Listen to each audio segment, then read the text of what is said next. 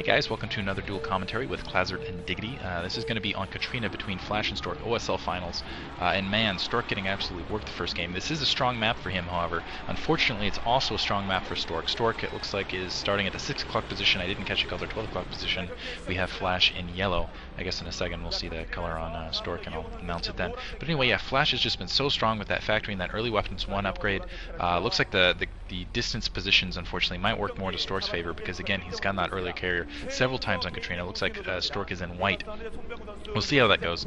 But yeah, really, I hope his confidence can bolster after that first game.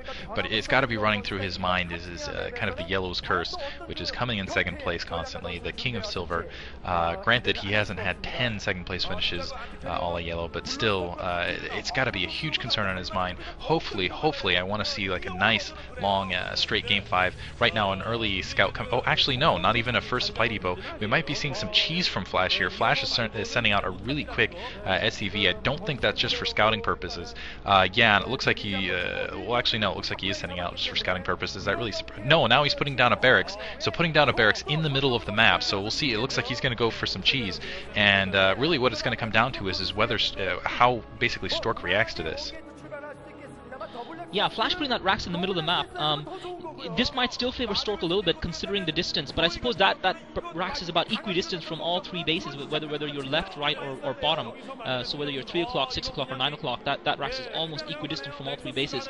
If Stork chooses to put the Nexus down here, it looks like he doesn't look like he's going for a gateway just yet. If he chooses to put the Nexus down, he might actually get caught off guard by this. And didn't Flash do this to Bisu earlier? And again, the problem here is going to be the scouting for Stork, because Stork is not going to be likely to scout this in time. It looks like he's sending a probe towards. Looks like Stork is. Oh my God, Stork is going for the Nexus. So Flash, when it's your day, it's your day. Everything works for you, and this time luck favoring Flash. Although I suppose it's hard to say how much luck is involved. I'm sure Flash has watched lots of replays of Stork or lots of videos of Stork playing, and probably guesses that Stork would like to fast expand on a map like this to try and maximize those fast carriers, as you said.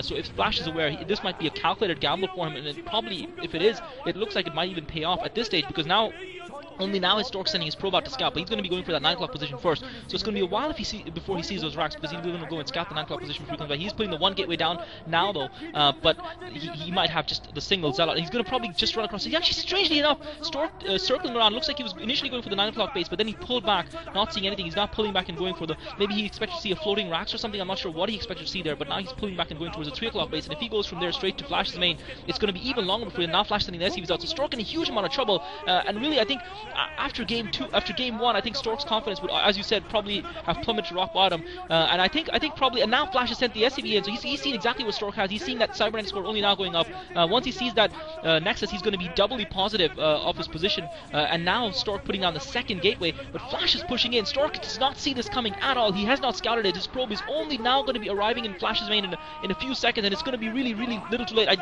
And a bunker going down for Flash. Bunker going down here, Diggity. This has got to be GG. Oh, it was GG, I feel like, as soon as that 2nd Nexus went down, and it was even more plugged when he put down that gas and that cybernetic core. He was going for a tech build. Was going for those quick carriers, and Flash, knowing his opponent, probe's coming off the line, but it's just a probe massacre. That bunker is up, and Flash is not even going to the bunker. He doesn't need to. There's not a single zealot out, and Stork is going to have to call GG here. He cannot produce anything, basically, though, to fight this off. Calling GG right there. Man, a 4-minute game, absolutely crushing. And after game 1, Stork has to be absolutely mortified at Flash. Flash just playing that brilliantly, knowing his opponent, going with a risky strategy, and I think that was doubly effective simply because Flash is so good on Katrina.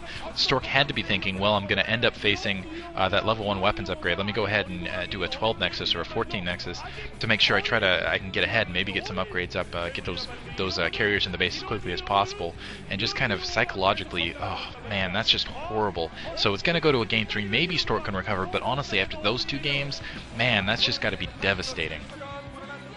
Yeah, exactly. First game, Stork put the Nexus down slower. He went for the gateway first and was made to pay for it by Flash. This time, he said, okay, I'm not going to let that, as you said, he's not going to let that happen to him again. And here we've got the cheese rush coming in from Flash.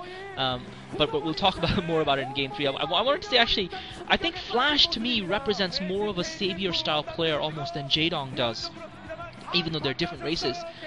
Because not only has he got all the armor in his repertoire and everything, but he's willing to cheese, and he's able to cheese very, very effectively. And I think that's the kind of thing that really keeps your opponents on edge. I don't think Bisu was ever a great cheeser, in my opinion, but I think this ability to cheese that Flash has, it just keeps your opponents guessing. They'll never know what's coming at them, and that really increases your chances, because there's always going to be that doubt in the opponent's mind, and they're always going to be questioning and re-questioning their starting strategy. And Samsung looking despondent there, coming in to support their teammate. Not good news for them so far, but we'll talk about this more in Game 3. Alright, moving on. Guys, thanks for listening.